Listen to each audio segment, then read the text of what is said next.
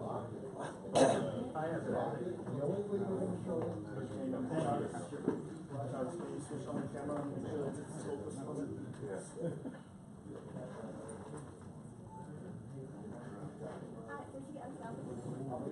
right. Welcome. Welcome, welcome, welcome. It is my delighted pleasure to welcome everyone today to the development class part 2, as we call that, and to the 2008 Development Challenge of the Terry Stiles School for Real Estate Development. I'm honored and blessed to have a judges panel from the industry and academia with different stages in career and experience. They all are wonderful, wonderful people and extremely great leaders in the community. I would like to point out our Associate Dean, Tom Harrington, as a judge. Good morning. Good morning. Doug Smith, President and Principal of EDSA. Stephen Gouache, Founder and Managing Partner of Defined Developments. Harry Posen, Advisory Board Member of our program and Founder and President of Label and Companies.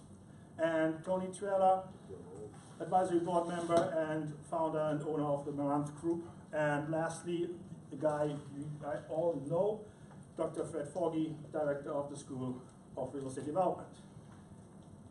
We are going to have fun today. We are going to have an intense morning. We're going to have enjoyable presentations that are being grilled, supported, taken apart, put back together. This is a training exercise for your education at a competition level that is to be taken serious as you would present in front of investors, real estate developers, a bank, or a city council or a county council. Yeah? To put you into the right condition. This is to win the bid of development for that parcel. This is to convince and be persuasive to the judges that your team's effort is the best they will have in the market. And therefore, you are going to be that partner they want to choose. Yeah? On the other side, I ask the judges to be brutally honest with down to the last detail of what you made great or what you didn't do great. Yeah? Everything wonderful should be applauded. If there are some mistakes, well, constructive criticism is a training exercise. You will hear this in this setup. If you do this in a real council meeting, you have a problem. Yeah?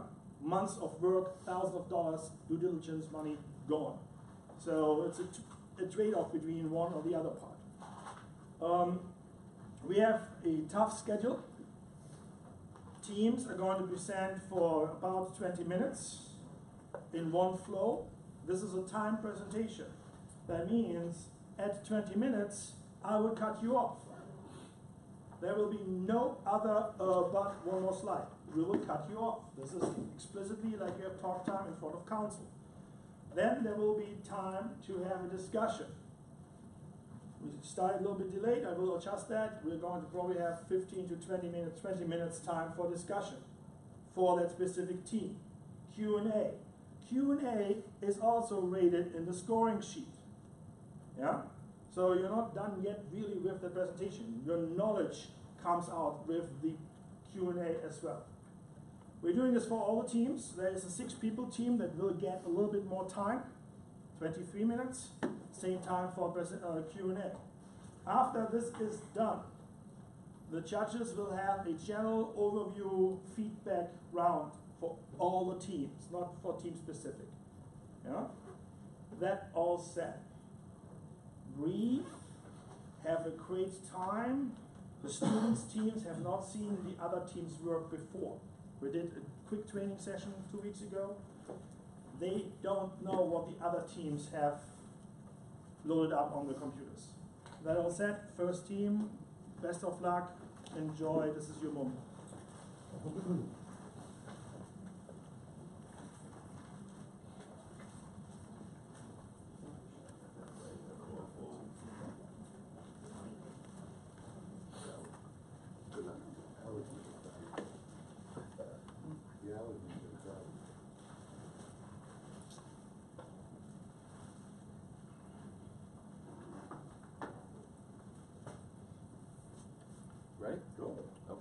Good morning, everybody, and welcome. We are Grace Development. My name is RJ Klein.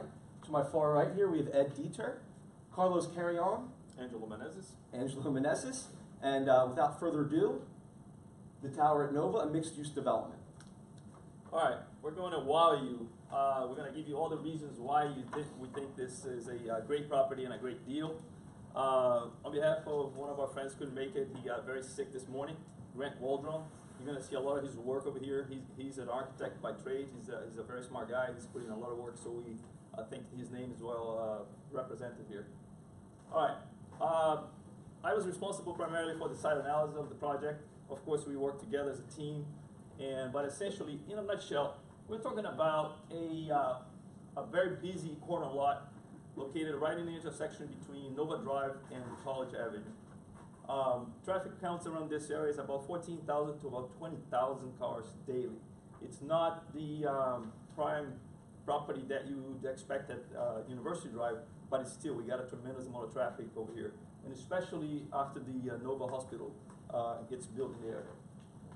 It is located within the Regional Activity Center, where there's several types of properties that can be built: multifamily, medical, office, retail. There's also a large number of high-end communities around the area. One side of this property, up here on the north side, we have a lot of commercial, a lot of industrial properties available as well, a lot of developments going up. And the site itself was used initially as a gas station and also a farmhouse. There is there's drainage, there's electrical, there is utilities right around the area. It's a pretty flat property. There's an old piece of concrete slab, and there's also an old worn out pavement. It is located in the town of Davie. Town of Davie, as you all know, it's a rural community. People here like horses, they like cattle, they like animals. They want to keep that tradition, but they also feel that they have missed out on the development opportunities, such as places like Pembroke Pines, such as Weston. So they still want to bring some of those nice upscale properties here to the area. Over $1 billion has been built in the area. It includes 1,500 residential units, over 1.2 million square feet of commercial. We have several great employers in the area, so we think this site is a great site. From a regulatory and zoning analysis, the master plan for Davie includes a mixed-use village to serve as a pedestrian, multimodal location for the community. They are looking for projects that can benefit the community from a cultural, from an economical and physical point of view. There are several street improvements coming along, especially right here in this corridor between College Avenue and Nova Drive. In a nutshell, regulatory, we can build, as of right, up to 4 stories high. However, we found a loop on the program that essentially says we can go up to 6 stories if we apply the step process. Essentially, the step process entails something like this, as you can see here. Parking requirement, based on our analysis and based on the product that we're going to present you, requires, because of the regulatory analysis, requires 262 parking spaces. And my friends are going to tell you how we're going to build that. Now I'm going to turn over the market analysis for Carlos Carrion. Good morning, everyone. So this infographic here shows the population and some other percentages that are relevant for the project. We can see that the population is 100,160. Predominantly is white collar, the employees, and we have a healthy median household income of 6,260, which is very close to the national average. The top 2 dominant tapestry segments are Brad and Young professionals, as well as American dreamers, which both have a tendency to look for dining services and restaurants. And since the area is located, the site is located in the educational hub, the setting of the design of the building creates a multi-generational setting where parents can come and visit their kids on graduation time, and Also, one of the things that we consider is that from the emerging trends report of the ULI in 2017, in both development and investment, the real estate property type that dominated both ends were urban mixed use. And also the rental occupied housing units within the 5-minute drive time radius, which is the primary market area, we can see that 50.9% of the households are renters, which is good for apartments. We can see here the retail market that's from a perspective of mixed-use development. We can see that inverse relationship here in this diagram between the vacancy and the rent rate, where the vacancy goes low, the rent rate goes high. And we can see here that right now on the market, historically, in between the 2016 third quarter and 2018 first quarter, right now is reaching balance between absorption and deliveries. And right now the retail vacancy rate is 3.4%, and the quarter rents, and then the first quarter of 2018 is $23.47 per square feet. The apartment market, we can see here that has increased in 5.9% the average price, and which is $1,958 by March, this past month. And we can see here that millennials are delaying the process of buying homes, which creates a higher population of renters. Also, interesting fact is that South Florida is now one of the least affordable markets in the country. And developers have all switched to market studies apartment projects because they capitalize on higher rents.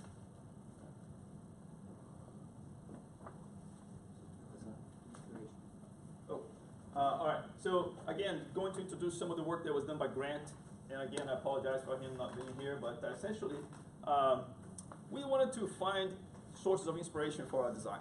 We looked at street corners in a variety of places. The other day I was out in Tampa and I found this beautiful building, and the team said, you know what, let's get more inspirational design. So some of these items that we picked up was these three guys here, and essentially we're looking at 5-6-story high building on a street corner with retail in the bottom. That's essentially the product that we're going to be presenting to you. But Ed is actually going to get into the meat of the design that was prepared by Grant. Okay, so that's our floor plan that we understand for our project. We can see that we have roughly 20,000 square feet of retail and 120,000 square feet of apartments. In the first floor, we have the retail part is L here, and the parking structure. We have then the 20,000 square feet of retail here and the parking structure here. The second floor, it's almost the same floor, but instead of retail here, we have apartments already. But we still have the parking structure. So we have two stories of parking structures. Okay. So our target for retail here, Starbucks, ABC Wine Spirits, Tucker and Dukes, the 6 parking space for retail are already there. Actually, we separate them from the residents as well. This is the third floor, and it's important to show because as we can see in this, we have in the third floor we have a courtyard, a pool, and this is we consider very important these amenities for the residents. So all these amenities: infinite swimming pool, valet parking, lounge, gym, pet friendly, we consider very important.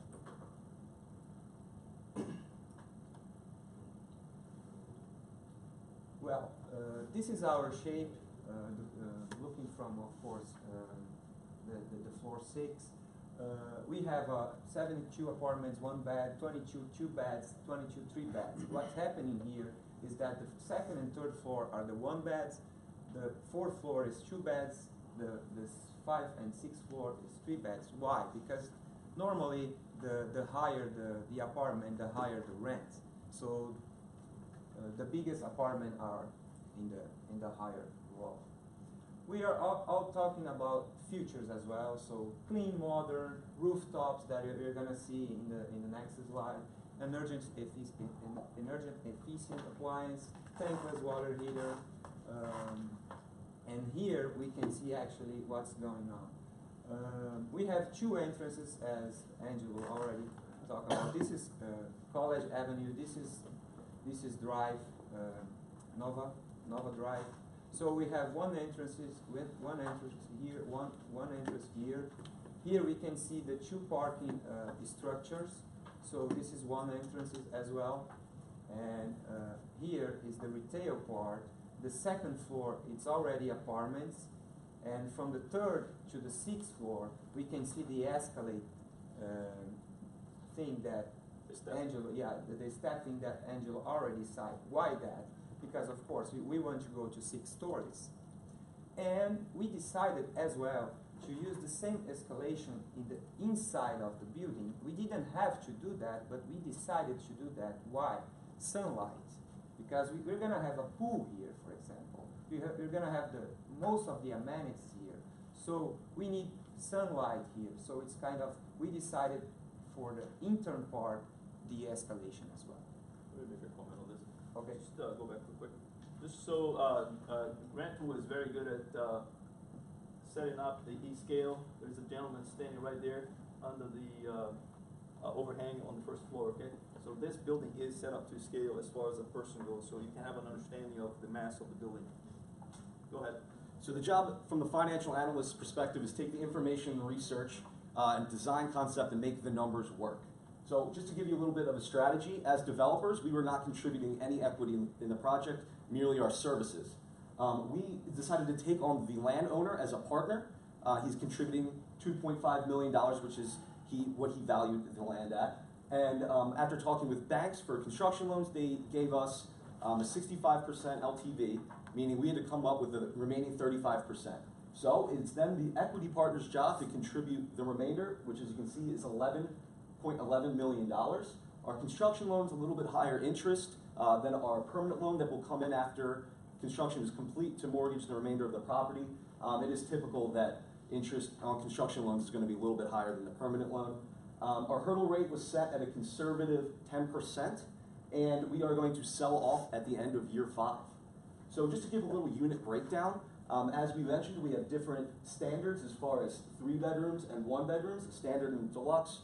One is bigger, the deluxe also costs more. We feel that as having a wide variety of a unit mix really widens the horizon as far as customers who we are targeting. As if we had just a 1 bedroom or just a 2 bedroom, you're very narrow focused on who your market is. As you can see, $4 million total PGI.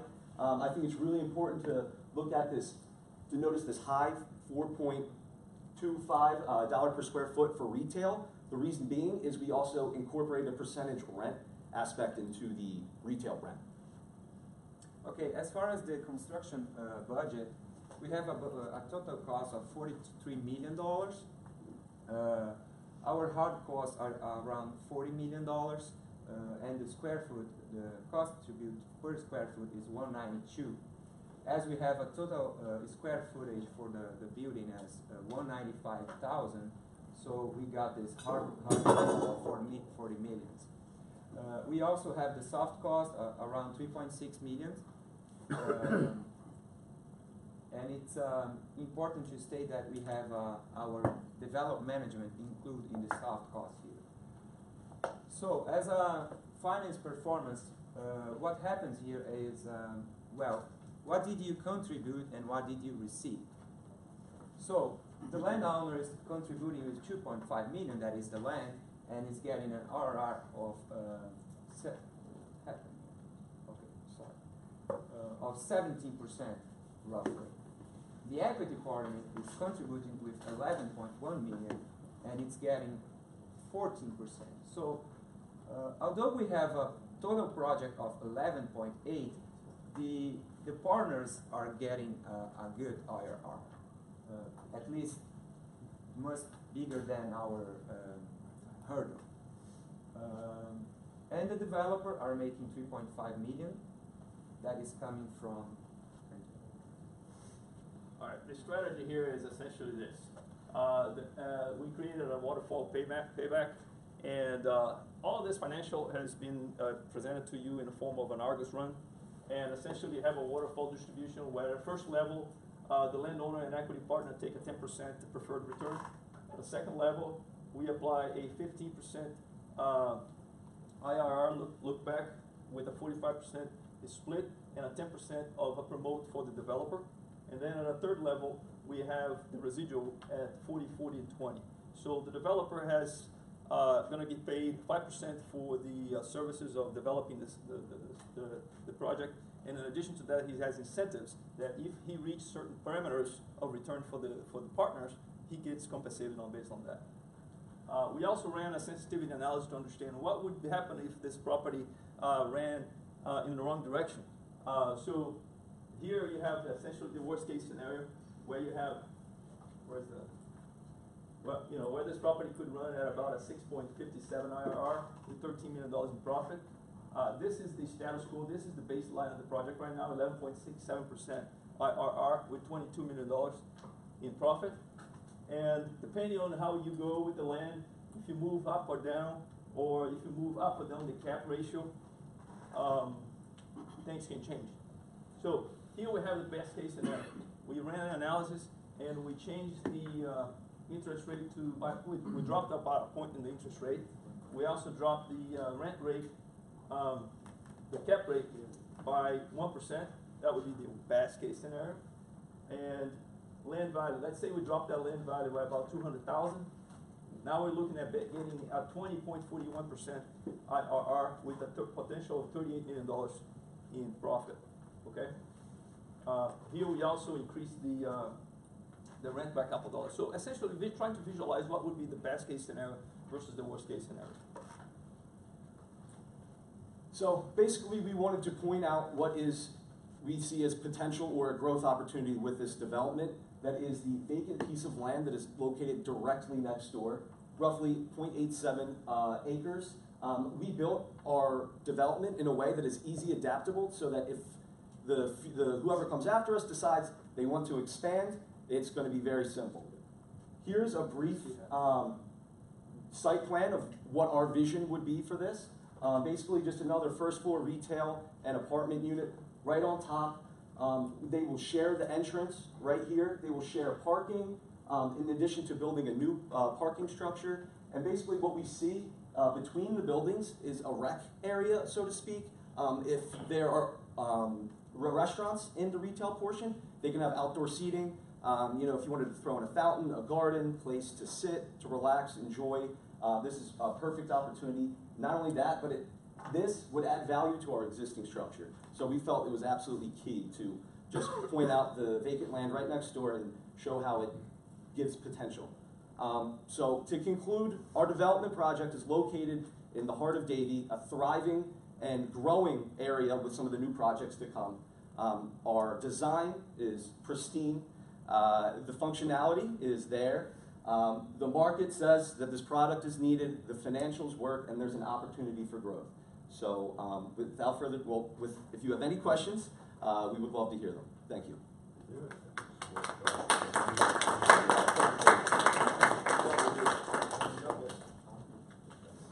So why was the actual site plan not included in the written report? That must have been a mistake. We apologize. No, actually so the plants, the floors are not there, right? None of the design elements. We dropped the ball. There was a loss in transition when we were putting the report together. We'll take that on that. At the end of our reading, we had no idea what you were going to build. Apologize. We have 20 minutes time to ask questions. Judges, please fire away. So reading your report, I noticed you guys did catch the correct zoning, the transit-oriented street, and you kind of mentioned it in your proposal. However, your business plan or your development plan is still outside of what the zoning entails. You went up 6 stories, and the max stories allowed is 4 stories or 5 stories under that transit-oriented street development. And you guys went 6 stories. Do you guys know why? Because the transit-oriented zoning allowance does allow to go up to 6 stories as long as we apply the step approach. So the step approach is the nuance to allow you to go. Exactly. Exactly. Exactly. And what other incentives do you guys use to get to that 6-story? Other incentives? We In terms- actually, in- it's for financial things. You're talking about incentives to the county, Correct, to the city. to the city. We have not given thought of an incentive because we think as of right we have the ability to do that. Now we did attempt to take advantage of the shared parking because that was also a loop in the zoning regulations. So essentially, we thought that we needed a much more parking, but based on that shared zoning regulation, we allowed to deal with only 262 parking spaces. And we calculated the number of parking spaces per car. We calculated the 2-story parking structures to fit the proper numbers of parking that we needed. So we created this driveway. Essentially, we extended the footprint of the building all the way to the almost to the line, but we drove the cars under this little tunnel to get inside the parking structure. And then from the parking structure itself, you can access the back doors on the retail. The retail is going to be open to the parking as well as to the street. The street is essentially going to be just storefronts, but the access to the retail is actually going to be through the through the parking structure. To sort of piggyback off what he said as far as incentives, we are building a mixed-use development, which is exactly what the town of Davie wants. There have been some other projects that have gone in and have gotten shot down. So we felt that by giving them exactly what they want, we're giving ourselves the best chance of approval, and hopefully we're sure that they will allow us to go for that 6th floor. Yes. Who was the charming guy that was able to convince your partners you wouldn't put in any equity? I guess it was me. Hang on. It's a simple answer. We come from an expertise of, I'm in project management development. He's in real estate brokerage, and what's his name? Grant is in architecture and urban planning. So we have expertise that we bring to the table, and we're going to convince these partners that they're going to hire us to do the development for them, and we're going to make them excellent profit. You know it's very, very, very rare with people that have a few more years of experience than you to put in no equity. I think they call it like skin in the game. They want to see maybe 10%. 10%? Yeah, it's something that it's important to quote that if the developer enters with the amount of money instead of the equity, he's making a lot of more profits as well. So it's gonna be sell for a company, for a developer that wants to put the equity. So it's like the profit of the equity was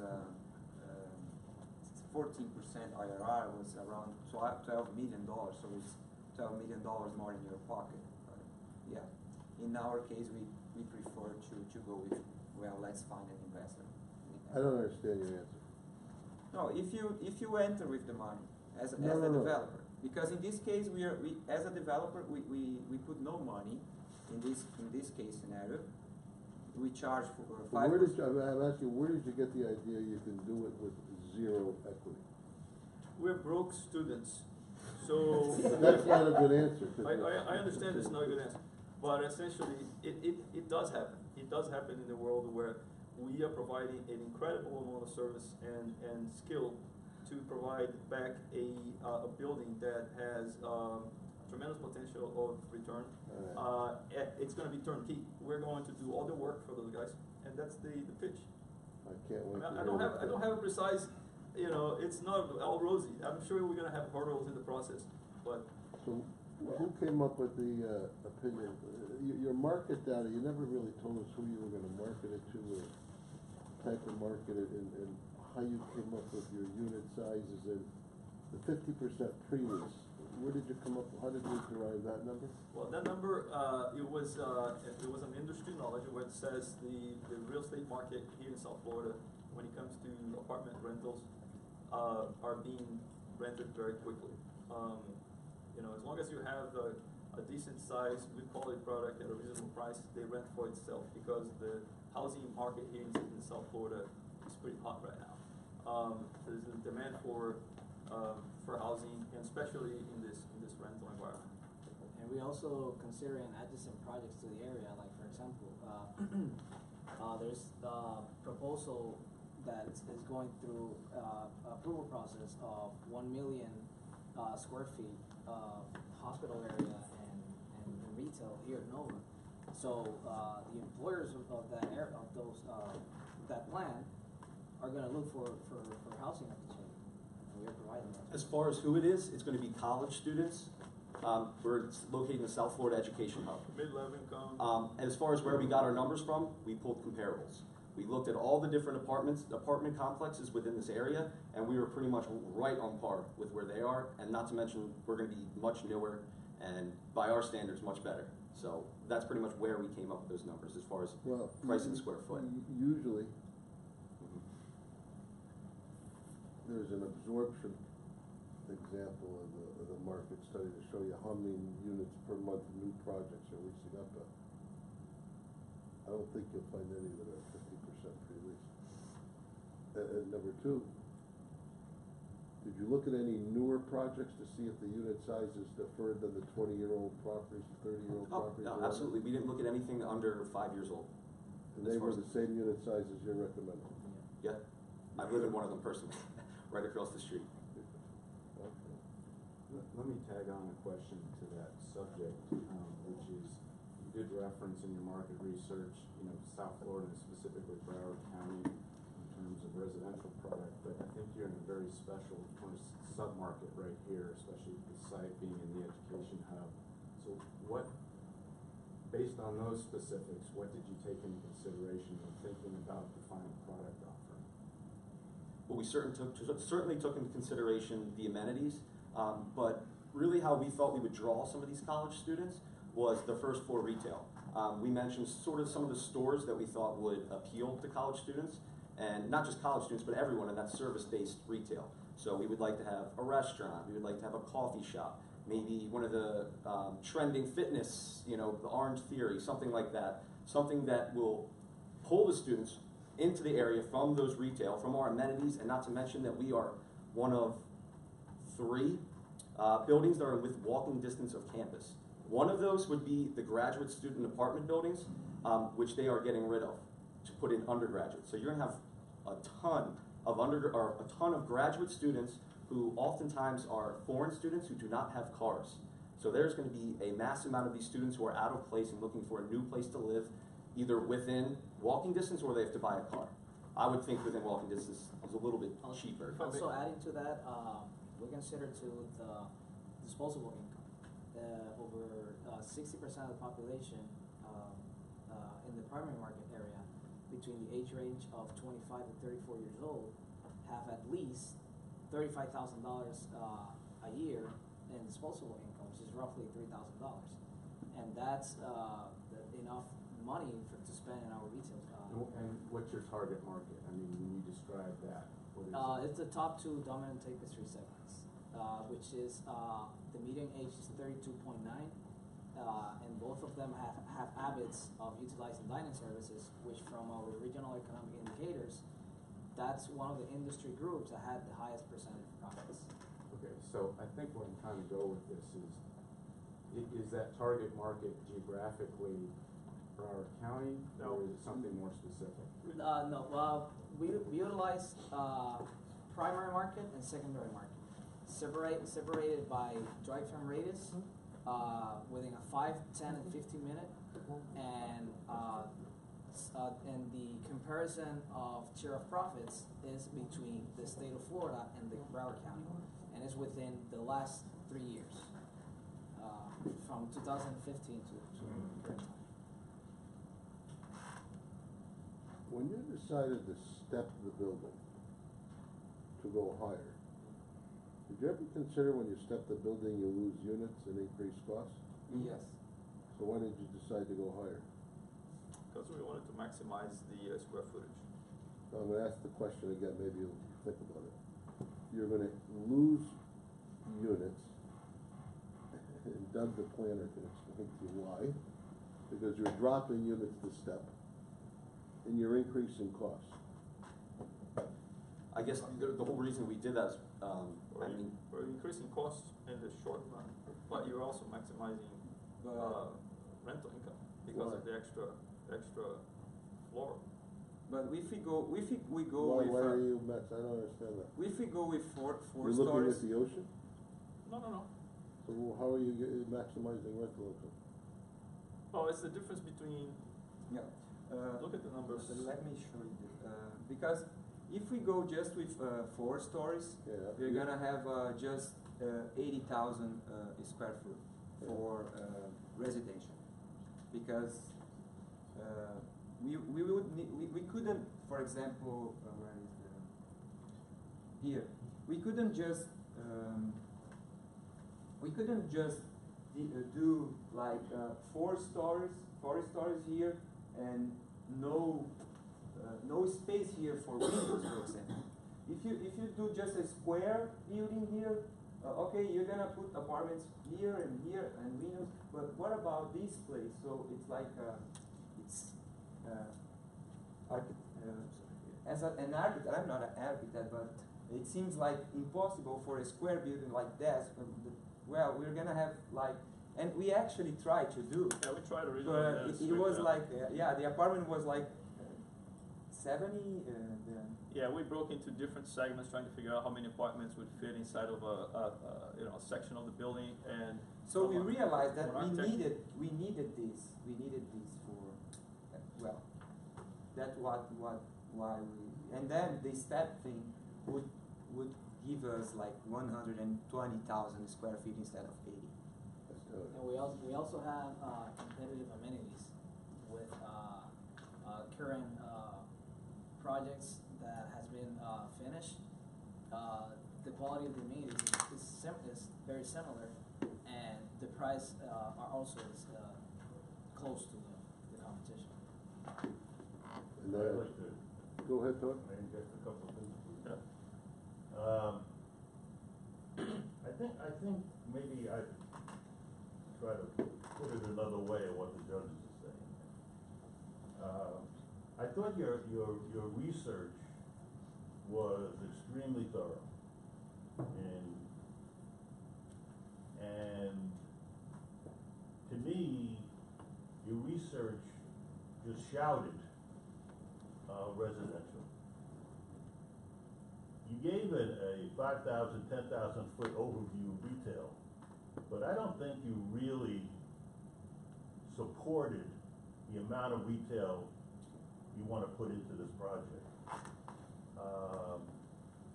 Your research on retail was more of a broad umbrella approach, where you had so many firm numbers on the growth of the number of students that are here and that are coming, which to me said somebody's going to need a lot of housing here in some form or another.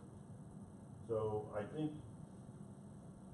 don't think you followed your research, to its reality, and I really question the amount of retail in this project. Period. You think it's too much or too little? Too much. Too much? 20,000 square foot? Yeah, way too much.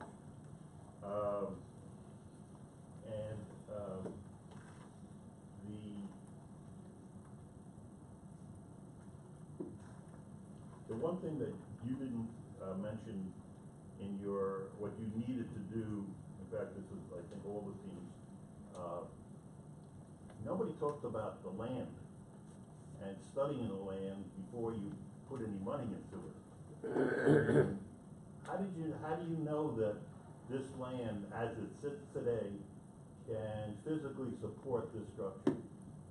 This is not something that I honestly have to say, we don't have the engineering or the environmentals to be able to give you a thorough assessment. Well, you have to then go outsource and get that information. I agree, and we have a budget for that in our financials, where we allow a certain amount of money for all the engineering and also for environmentals. It also included some potential for environmental mitigation, because that was a previous gas station. So we do have budget on that, but we're not there yet. Well, maybe a little more dialogue on it would have helped.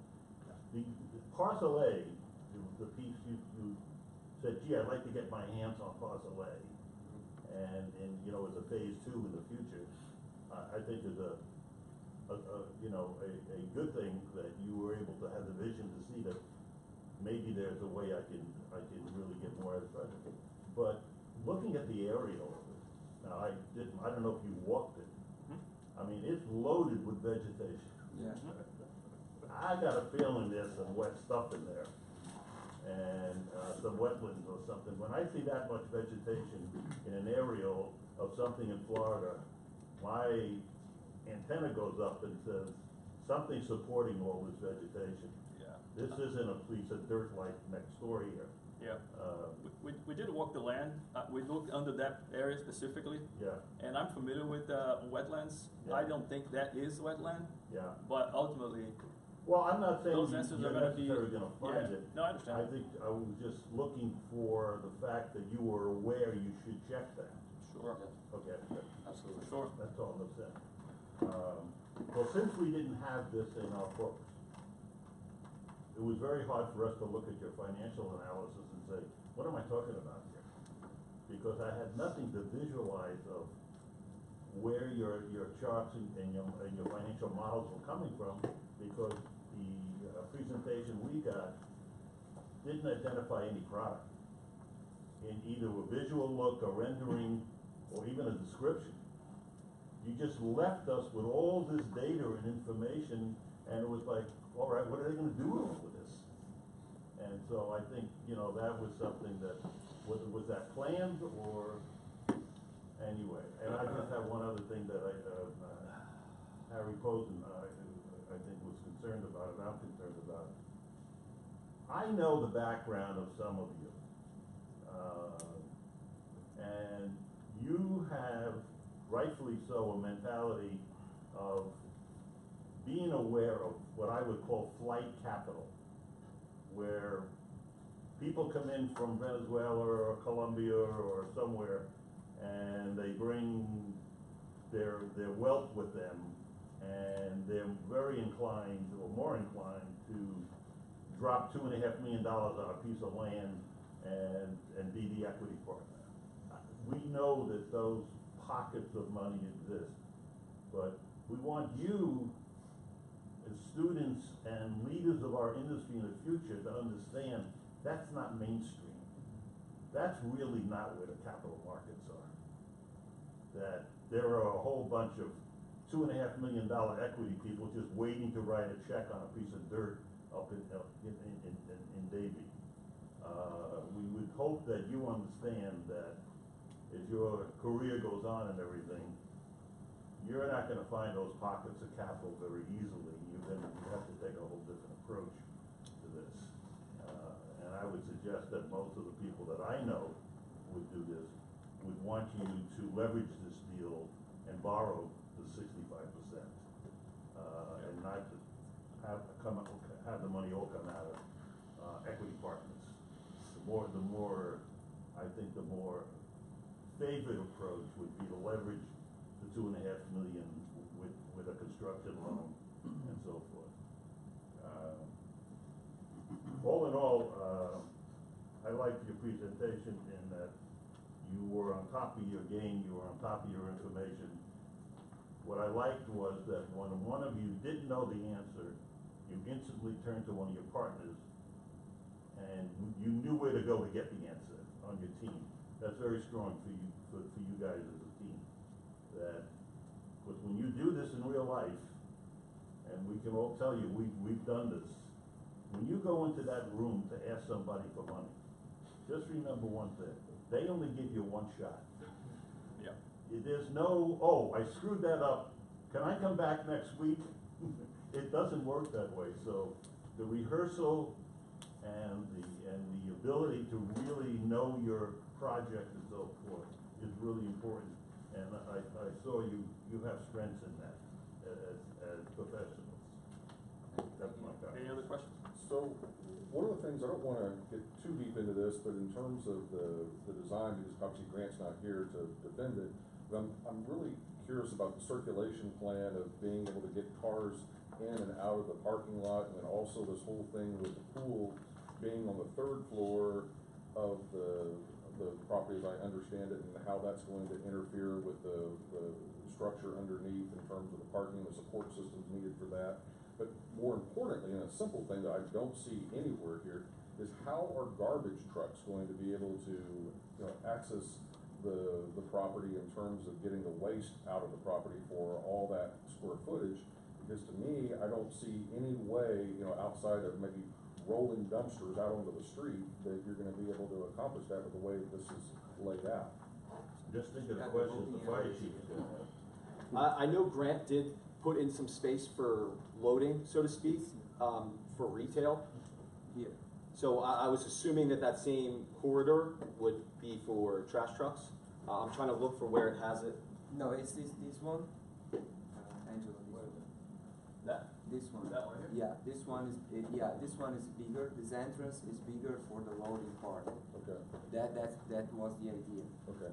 And the other piece that seemed kind of out of whack was you mentioned, I think, $4.25 per square foot for your rental rate for retail, which is like $51 a square foot per year. But yet, in your retail analysis, you show that the average retail rental rate was like $19.40 per square foot. I know that RJ said something about, yeah, you're gonna have some percentage rents on top of that, but I don't see how you get from $19.40 to $51. No, it goes from $30 to 51.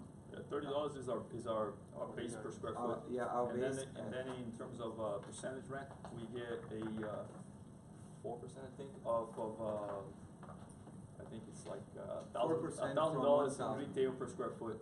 But then how does that relate then to the market information that you provided us with that shows $19.40 is the average per square foot rental rate for retail? At least in the report, that's what I read. $19. There was a graph specifically in the written report that showed $19.40 as being the retail average. Yeah, but I don't know, you work I with didn't the do the market the market, right? I think the market today is around 30. No? Yeah, the market from Well, you what I have it in the recall, it report, was just somewhere so you between. don't have to guess, what does the report say? Right here. What is it? 1934. The first quarter of 2018. Sorry. Okay, so I don't try to belabor it, I just wanted to point that out because to me that just seemed out of whack. All right, we could, can you put up your financial and just explain to us your cost, your income, and how you got to your profit? Because you kind of glossed over it and we didn't. You also have a big set in front of you in paper, just in case you need the. Why don't you explain it to us? That's actually his expertise here. This one, the budget cost. And then take the budget to your income and how you value the project that made a profit. Well, actually, we had this construction total cost that it was 43 million, and our operating expenses they are around 25%. What's 25%? The OPEX. Yeah, but where's your income? This is just a construction budget. Where's the actual pro forma? It's on that. Don't we didn't- show we me, didn't- I'm asking there. No, it's not here. It's not here. We didn't provide the performa in the slides, but you do have it in the package for you guys. So I do agree with the other judges. I read the report and I really didn't know what the proposal was. But now you guys presented it, I can dig a little deeper into the financial piece to support it. Taking a step back, I do like, you guys put a lot of the points in the REC as far as the product type. Have ground floor retail and going right up to the street, and that's called out in the zoning. Putting the whole transit-oriented street zoning out of the question, out of the equation. I'm not really sure about that height setback. I thought the max height was 5 feet. We'll put that out of the equation. I like that you had the your consideration of future expansion with the other site. With the beginning with the end in mind was what the city referenced in the code. But then back to your financials, you're looking at your budget. It did look realistic. You had $192 a foot on construction for that type of product. I think that is realistic. One question I do have as far as the land price, where did you guys get your comps for land, and how are you justifying $2.5 million of land? And what does that come out per unit? Yeah, real quick, to make a comment. You said we know that we have $192 per square foot of construction. Now, in my experience, has been always a question about what is construction versus what is real development costs.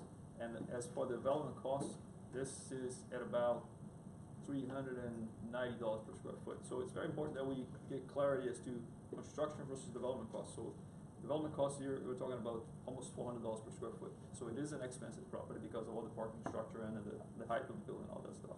Okay, but the question about the land. The land? Yeah, we did some comms on the land, and we don't think that the land. We think it's too high, 2.5 actually. We think it's 1.3. And that's why What? and that's why we ran the sensitivity to understand that, you know, that at this point with the land as the baseline, we're making 12% or 14, but I can't remember the figures. But by running sensitivity analysis and moving the slide on the price of the land, we can see that we can get a better rate of return. The problem is, you're showing it to us in a disjointed way, so we can't follow what you're saying. The written didn't have the product. And now you're showing pieces of a financial. You can't ask the investor to go back and figure out what you're thinking. If you can't put it on one piece of paper, you ain't getting anywhere. Understand? So I really don't have a clue what your financial. And here's another tip, don't ever use worst case analysis, you only make so much money. Because there's a lot of worst cases where we've all lost money. And anyone that tells you they never lost money is a liar or never did anything. Okay. So they're only one of the two. Okay. You can use low, medium, and high, Okay. or best, something like that, but never worst case, because you don't really want to know what the worst case could be. So I'm just confused of the way you present. I have no idea what this is financially. Yeah, again, I apologize for not, we had a point of contention as to what exactly should be on the slide, whether it's gonna be a spreadsheet or it was gonna be the actual pro forma, but the pro forma is right there in front of you guys. But I didn't have a product to look at. No, I understand. So I can't look at a pro forma without visualizing in my mind what it looks like. So I didn't have that with this, I didn't have that with this. Well, that's another point that I understand your. I wanna underline what Harry said. Yeah. And this is from years and years of dealing with people in the capital markets. They want, when they get a book, I call this a book, they read the first page. Well, that's what I was gonna say. They don't even go to page 2 if they don't like what's on page 1. I mean, the heart and guts of the project gotta be recapped and as transparent and simple as possible. If they like what's on page 1, then they'll go to page 2 and 3. And then otherwise it goes right into the garbage can. So it's really important that you. That's for all the group. I spoke to Fred about that before the session, because I didn't know what guidance. Hey, listen, you're part of this too. Because everybody had the same mistake. It wasn't a mistake, but I didn't know what you were told to do. What Tony is saying can't be reinforced too many times. The summary, you have to have a summary, whether it's 1 or 2 pages, depending upon the deal. Tells you where it is. They don't want to know all the details. You better know all the details. What it is, what the product is, what the market is, in 1 or 2 lines, what the returns are, et cetera, et cetera, et cetera. If they like it, they'll pursue it, and they give the book to the analyst in the back room. That's the way it works, guys. How much money do you need? When and how are you gonna pay me back? Yeah, exactly. And what are you building? Okay, do we like it? On the Do we first like it? page. The first page, and then it's simple. Every presentation is tell them what you're gonna tell them, and tell them what you told them. Any litigator will tell you that. Short, simple, and quick. So the rest of yours can go and modify your presentation. Too late. Can you guys pull up your waterfall? Can you pull up your waterfall for me? You wanna see the waterfall? Yeah, please. Yeah. I think I saw something on there. So I think I noticed that you guys were saying that the land seller was getting a higher IR than the equity partner. No, they're both getting 10% on the first level. Right, here you're showing the same hurdle rates, but then when you showed IR to the actual investor, the total IR, it was different. The land seller was getting higher IR or higher return than the actual equity partner.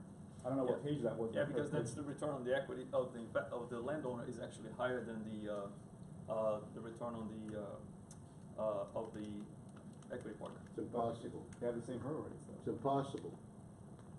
Impossible. Right. Land is equity. I understand. So how can two equity partners have different returns? Doesn't happen. Doesn't matter whether he paid $10 for the land or paid $20 million and has to write it down. If it's worth $2.5 million, it goes into the deal at $2.5 million. And equity is equity. It's fungible. Doesn't matter where that money goes into. Let me take a quick look on this. So the equity has to be treated equally. So if you're making 15% on $5 versus 15% on $100, you're still making 15%. Yeah, So these hurdle rates are showing that, but I think when I saw your returns, you're showing higher returns for one versus the other. yeah. The landowner is making almost 17%, and the equity investor is making 14. Yeah. And for They'll us- never do that. Yeah. You understand? They're never going to do that. And it's impossible. So one thing that Steve brought up, and I really want to, all the groups to hear, because only one group, to my recollection, acknowledged that the land is probably overpriced. Yeah. And, you know, you should not ever blindly assume that just because the asking price is $2.5 million, that in any way, shape, or fashion means that that is what the value of the property is. You should do your own independent analysis and determine what the actual value of the land, you know, should be and could be from a feasibility perspective. So to ignore that, that to me was like a fundamental, you know, flaw in virtually every one of the presentations, with the exception of one. So. Yeah, Tom, did you have any questions? I know you. No, I'm new to this investment idea for development. What if the landowner doesn't agree? You don't buy it. The assumption is. Yeah, buy it. the project is dead. The project's dead, right? We actually had the landowner in here talking with us, and he did express that he would be interested in being a partner in the project. We also discussed negotiating down. I mean, obviously, he wasn't for it, obviously, up front, which is why we ultimately decided to bring him in as a And that's partner. why we made the. I appreciate that he did discuss that with you, but I didn't read that in the report, Okay. so I couldn't back up the assumption. Guys, let's sprinkle a little real reality here. Most landowners ask for more than this buyer wants to pay. And it's a back and forth negotiation. That's I why think we what Fred rented. was trying to say, that it doesn't matter whether it's rental or commercial or home building or whatever. You have to decide with your plan of development and your cost and your model, what land price, given all the other assumptions, give you an acceptable return.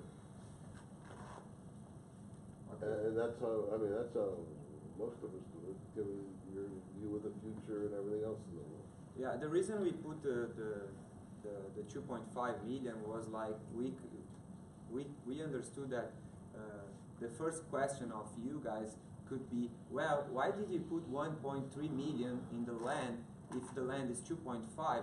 So if the guy doesn't accept, it's done. It's killed the deal, right? That's okay. That's a perfectly acceptable option for the projects, is to say, it is not feasible under these circumstances, for whatever reason. Whether it's the financial reason, whether it's the market reason, whether it's a regulatory reason, whether it's something else, that's okay. That's why we prefer to run the sensitivity analysis, because there we can put, well, now we have a project, and now we can start negotiating. Yeah, we had a baseline. So we can just, in the sensitivity analysis, run down the price to 1.3 million, and then we have another totally different. There is the functionality of residual calculation, which allows us to actually back in the return target, and then the system calculates for us what the should be cost. But since we already had a baseline that was proven to be profitable, we left at that, and then we just used the sensitivity analysis just as a toggle that allows us to go in different directions based on our discussion as investors. How do we want it to go about this? Well, if the 2.5 million I understand. is acceptable to you, then of course if you lower the price, it'll get better. Absolutely. I Let's cut here. First round was eye-opening. Thank you very much, team. Thank you very much, judges. Thank you.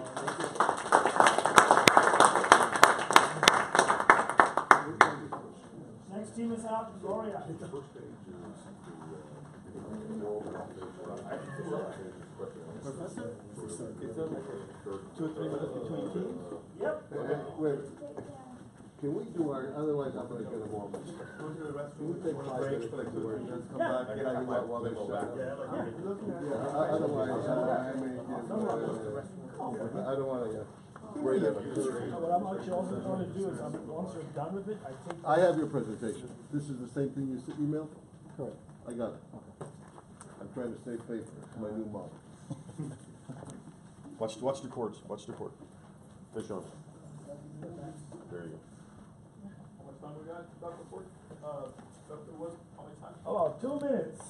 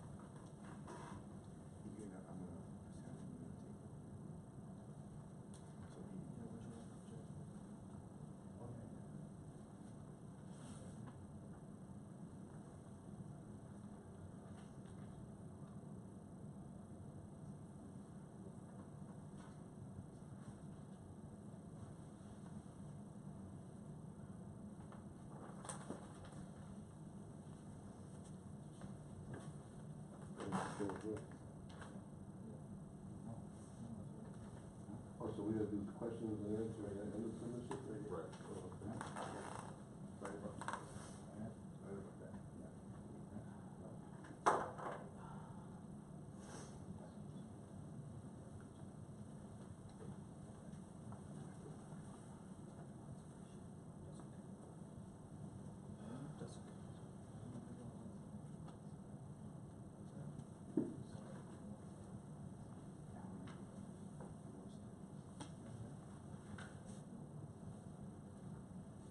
What's the name of this thing? Grace. Grace. Grace.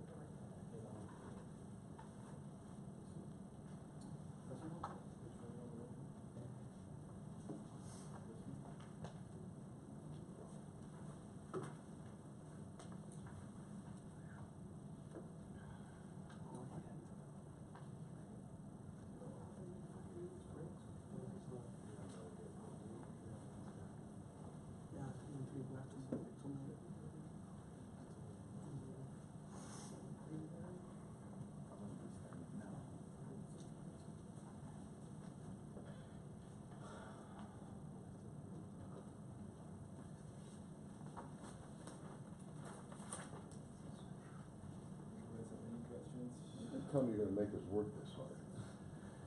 Well, you don't, if you don't like to work, you give me just the points. That's all I'm doing, don't worry. So that wasn't tower E. That's space development with the tower at night.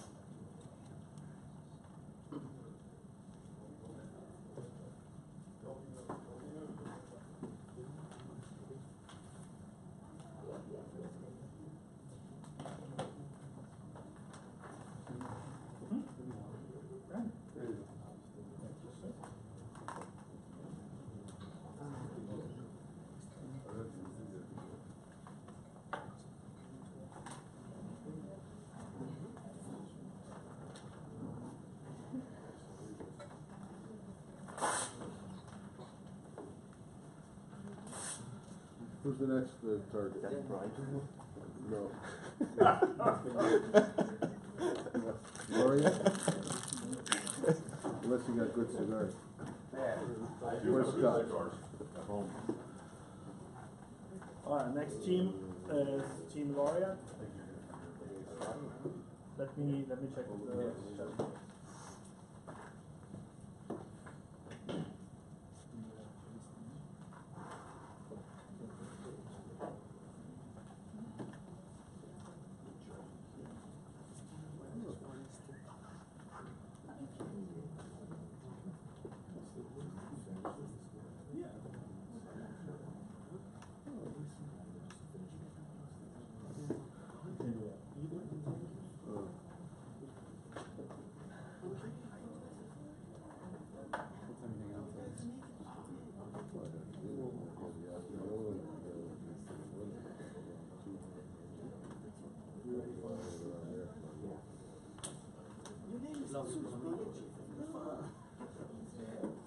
You guys got Jesus on your team. You should take 100% with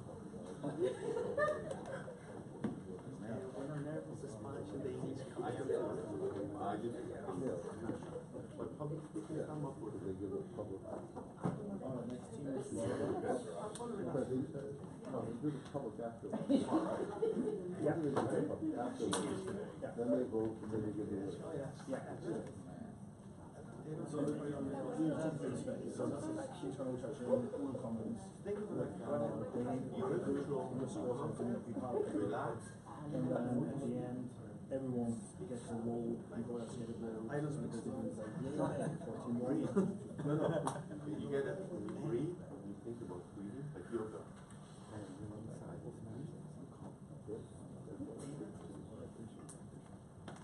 I'll wait one more minute for the last judge.